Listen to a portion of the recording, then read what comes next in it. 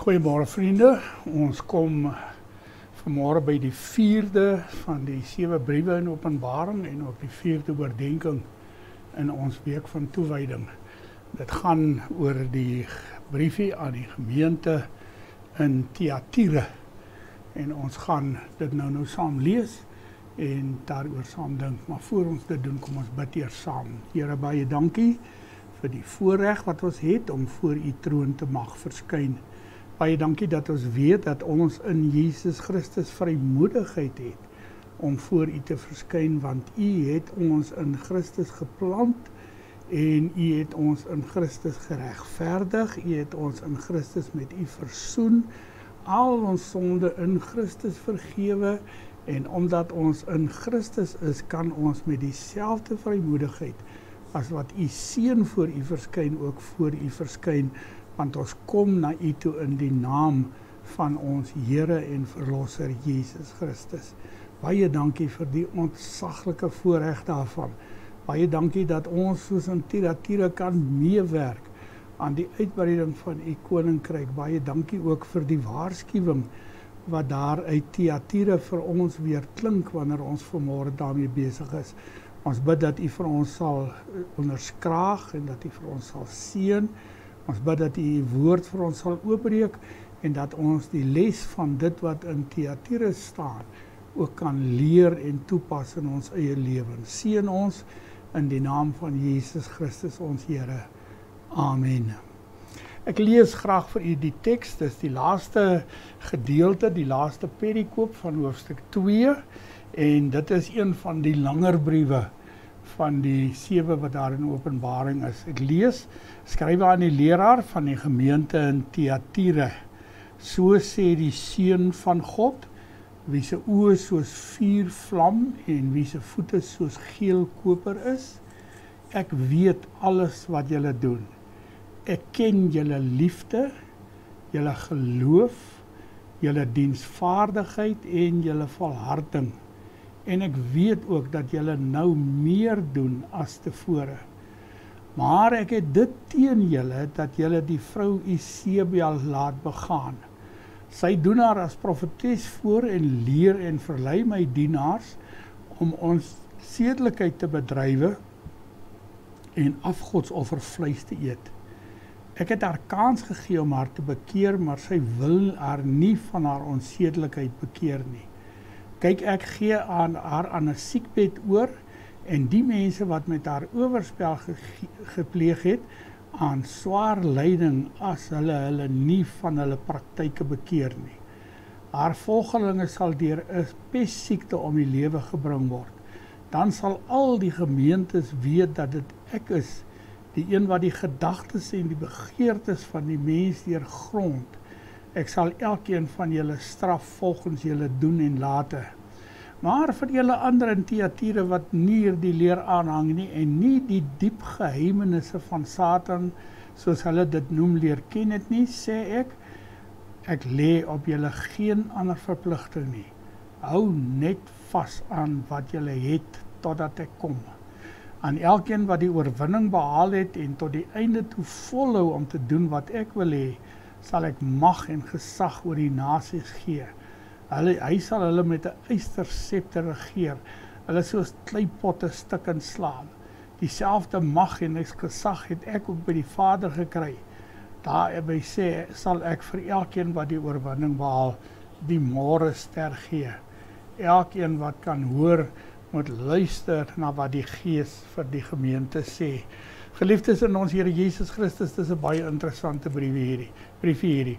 Al die briewe het in 'n sekere sin 'n ewigheidsboodskap daarin dat ons baie mooi moet luister na wat die Here sê, nie net wie hy is en wat hy positief in gemeentes beleef nie, maar veral dat ons sal hoor wat die Here sê wanneer hy die Here aanspreek oor dit wat in die gemeentes verkeerd is. Onthou, die 7 briewe aan die 7 gemeentes is briewe aan die kerk van alle eeue. Dit is hoekom die getal 7 gebruik word. Dit is nie maar toevallig dat daar 7 gemeentes was wat uitgekies is nie. Daar was ander gemeentes ook in die omtrek, maar hierdie 7 gemeentes is uitgekies en hulle lê so amper so 'n halfrond van die wêreld in Klein-Asië van Efese af tot by Laodicea, en die bedoeling is dat die hele kerk deur al die eeue heen hierdie boodskappe sal hoor en dit sal toepas in hulle lewens. Nou ons Here Jesus Christus het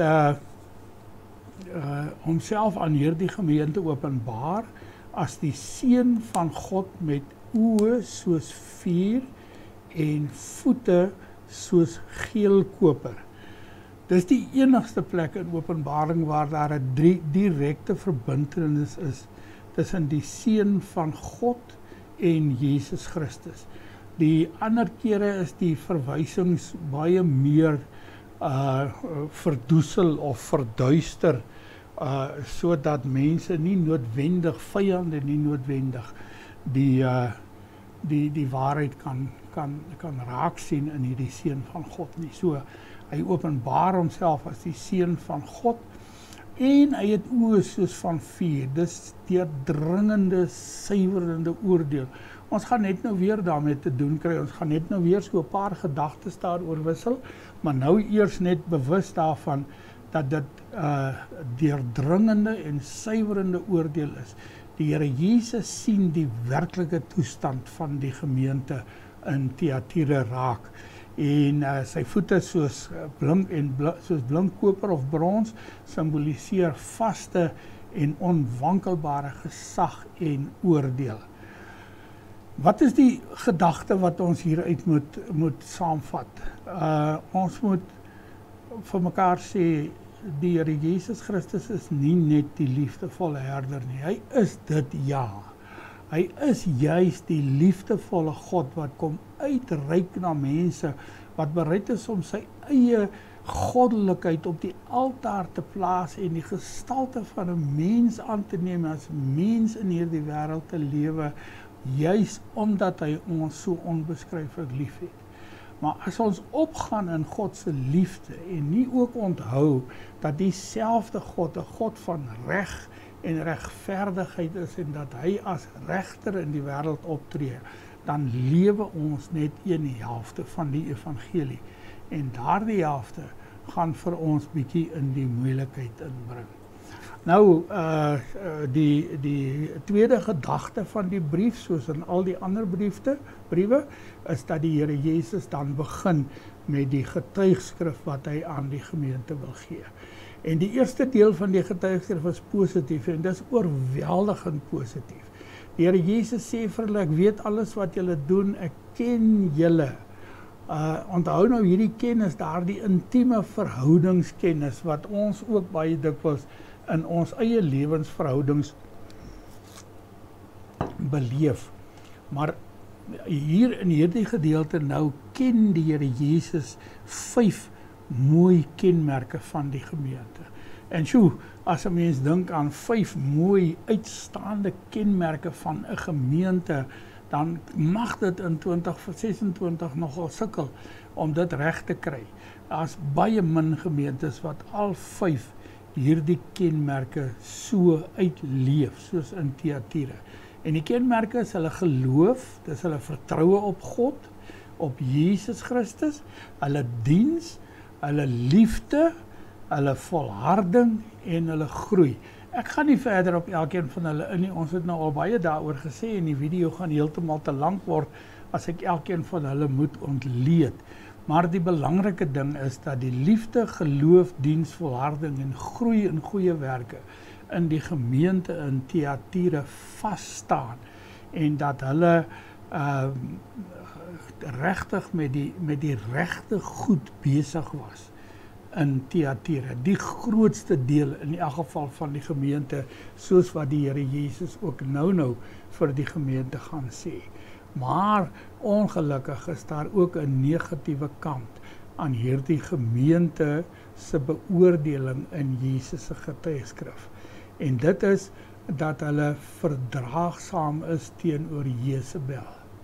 Nou, net soos Antipas in die vorige brief 'n tipe was van iemand wat getrou was aan die Here, wat getuig het van die Here, wat in die geloof in hom gelewe het. So is hierdie Jezebel nie 'n werklike persoon nie, maar eerder 'n simboliese naam vir 'n invloedryke leermeesteres, profetes. Sy het haarself uitgegee as 'n profetes. Sy was natuurlik nie werklik 'n profetes nie, in elk geval nie van die Here nie. Sy was waarskynlik 'n profetes van die Satan, maar sy het haarself uitgegee as 'n profetes en haar profesie het daaroor rondom gedraai dat as die mense in die gemeente in Jesus glo, dan mag hulle maar onsedelik lewe en hulle mag afgodsoffers eet en so mag hulle dan nou eintlik die gemeente leer om nie leerstellig getrou te wees aan die Bybel nie. Om nie die Bybel, die evangelie van ons Here Jesus Christus, die Jesus basis, soos wat ons in Efese gesê het, in hulle lewens toe te pas nie. Nou is dit baie interessant en dis die uitstaande kenmerk van hierdie brief, dat die Here hier sê, dat hy self in hierdie beoordeling van Jezebel vir haar geleentheid gegee het om tot bekering te kom, om haar te bekeer van haar verkeerde weë. Hy gee dit aan haar en sy weier dit en dit vorm deel van die oplossing vir die gemeente, dat die Here self uitreik na die gemeente toe en vir hulle sê, hoorie, julle kan nie so lewe nie, julle kan nie hierdie goed toelaat in julle nie, julle kan nie hierdie vals leefwyse binne in die ware leer van die evangelie gaan toepas nie. En ek en jy moet in 2026, wanneer ons aan die Here toewy, daar noukeurig van kennis neem. Ons kan nie die sonde duld in die gemeentes nie. Nee, ek praat nie hier nou van daardie dinge wat jy toevallig, wat jy per ongeluk doen nie. Ek praat nie van daardie harde woord wat jy by geleentheid sê, omdat jy gefrustreer is, of kwaad is, of iets in die voege nie. Ek praat van 'n leefwyse van onsedelikheid en afgodsdiens, want dit is waaroor dit in Jezebel, hierdie simboliese figuur, se leer en se lewe gegaan het. So, ons kan nie daaroor verdraagsaam wees nie, en daarom gee die Here vir haar kans om haar te bekeer, en sy wil nie. En dan kom die oordeel in werking, en die oordeel is verskriklik. Hy gee haarself aan 'n siekbed oor, en die wat met haar oorspel gepleeg het aan 'n pestsiekte, en haar kinders, haar navolgers, die wat sê dat hulle saam met haar gedagtes geleef het, sê hy, sal hy met 'n pestsiekte om die lewe bring. So vriende, die Here staan nie apaties, gevoelloos. Dis wat die woordjie apatie beteken, gevoelloos teenoor hierdie dinge nie. Hy is die Here wat regtig ook daar ingryp en sê, dit moet tot 'n einde kom. En as dit in jou lewe is, dat jy hierdie tipe van dinge nog huisves, en dat jy dalk so lewe, en dalk die sonde van Jezebel in jou lewe toelaat, die sedelike ontrouheid en die afgodsoffer, afgode kan baie verskillende forme in ons tyd aanneem, dan moet jy regtig stil raak en by die Here loop sit en vir hom sê, Here, ek wil nie langer so lewe nie, help U my om hier uit te kom, bring U my tot bekering. Na hierdie verskriklike oordeel wat die Here uitgespreek het, gee hy ook vir die gemeente, die ander mense, wat nie aan hierdie leer deelgeneem het nie, 'n bemoediging. Hy sê, nie almal het hierdie vals leer van die dieptes van die Satan, 'n soort van dieper eksklusiewe kennis, soos wat deur die gnostici voorgestaan is, wat en nie dit gedring het nie.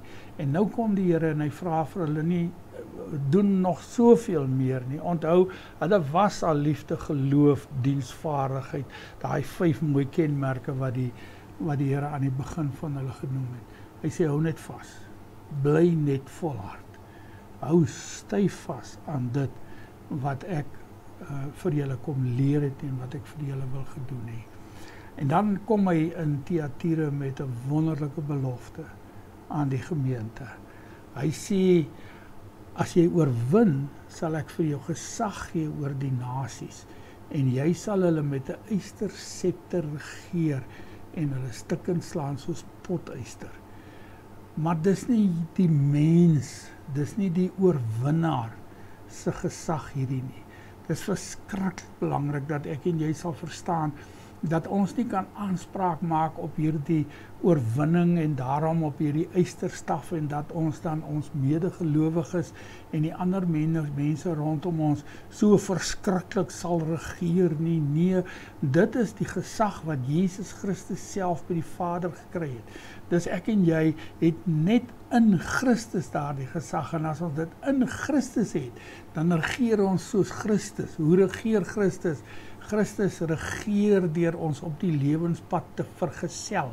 Hy wil nie hê ons moet Isebel of Jezebel se leer aanhang of dit selfs duld nie. Maar wat hy wil hê is dat ons met mekaar op so 'n manier omgaan dat Christus in ons optrede sigbaar word. Daarom sê hy ook, ek gee vir jou die môrester.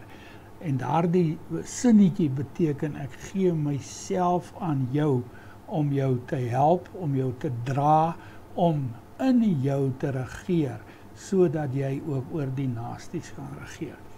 En dan verander die formaat van die briewe hiervandaan vorentoe so bietjie, waar die luister na wat die Gees vir die gemeente sê, eers gestaan het voor die belofte, staan dit vir die volgende briewe, hierdie ene en die volgende 3 staan dit heel laaste in die sin. En dit is verskriklik belangrik dat ons sal raak sien, dat dit 'n universele opdrag aan alle gemeentes van alle tye is. Lewe die lewe wat die Here se Gees aan jou openbaar. As jy dit nie doen nie, dan help dit nie verskriklik baie dat jy tot bekering kom, en bekering is 'n belangrike deel van ons lewens. Vriende, ons moet tog bewus wees daarvan dat ons nie bekering uit die Bybel kan uitskryf nie. Bekering is 'n daaglikse ding. Ek moet daagliks na die Here toe gaan en my lewe voor hom oopstel. Dis nie net 'n eenmalige ding wat lank terug iewers in 'n tent gebeur het onder die een of ander evangelisasieprediker nie. Nee, dis 'n daaglikse ding, dis 'n leefwyse voor die Here. Jy lewe die lewe van bekering, nie 'n bekeerde nie. Daar bestaan nie so 'n ding soos 'n bekeerde nie. 'n bekeerde is iemand wat die hele tyd bekering lewe. As jy dan so 'n begrip moet skep. So hou vas aan die gedagte dat jou hele lewe 'n lewe is waarin jy van oomblik tot oomblik jouself voor God bekeer. Veral daar waar jy agterkom, waar die Heilige Gees aan jou openbaar, dat jy nou hier iets gedoen het wat jy nie moes doen nie. Mag die Here se seën by julle wees, ook in die res van hierdie week. Dankie dat julle luister na hierdie boodskapies op die baie dikwels sommer net op die WhatsApp, maar ook vir die van u wat kyk na die videoetjie. Mag die Here se seën baie ryklik by julle wees hierdie jaar wat voorlê. Amen.